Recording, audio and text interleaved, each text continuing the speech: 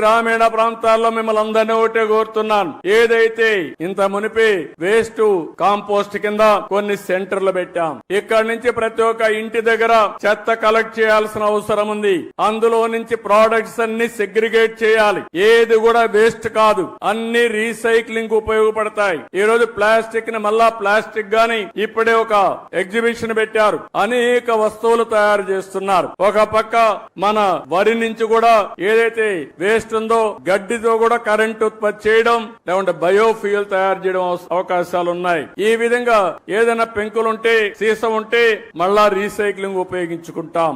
A1 మన కార్లకు ఉపయోగపడే waste ఏదైనా ఉంటే అలాంటి వేస్ట్ కూడా ఇంజన్లు గాని అవన్నీ రీసైక్లింగ్ ఉపయోగపడే పరిస్థితి వస్తుంది. దీన్నే సర్క్యులర్ ఎకానమీ అని పిలుస్తున్నాం. రాబోయే ఒక్క సంవత్సరంలో ఇవన్నీ కూడా డెమాన్స్ట్రేట్ చేసి ఆంధ్రప్రదేశ్ రాష్ట్రంలో ఏది వేస్ట్ కాదు, వేస్ట్ నుంచి సంపద సృష్టించే మార్గానికి అవసరమైన ఇన్సెంటివ్స్ ఇచ్చే బాధ్యత ఈ ప్రభుత్వాన్ని చెప్పి మరొక్కసారి మీ అందరికీ తెలియజేస్తున్నా.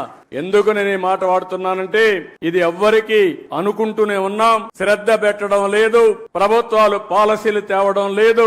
మీరు కూడా పట్టించుకోకుండా మన అనారోగ్యానికి మనమే కారణం అవుతున్నాం. ఈ రోజు ఈ యొక్క రీసైక్లింగ్ సర్క్యులర్ ఎకానమీకి ఇప్పటికే 87 మున్సిపాలిటీల్లో 157 ఆర్ఆర్ సెంటర్లు కూడా ఏర్పాటు చేశాం. ఇదే కార్యక్రమానికి రాబోయే రోజుల్లో 17 కార్పొరేషన్లు వచ్చే జూలై 5 నాటికి, ఇప్పటికైతే అక్టోబర్ 2కు 17 కార్పొరేషన్లు వస్తున్నాయి. వచ్చే ఏడాది జూన్ 5కి మొత్తం రాష్ట్రాన్ని సింగిల్ యూజ్డ్ ప్లాస్టిక్ రహితంగా మారుస్తాం. ఇలాంటి కార్యక్రమాలతో ముందుకు పోతున్నాం.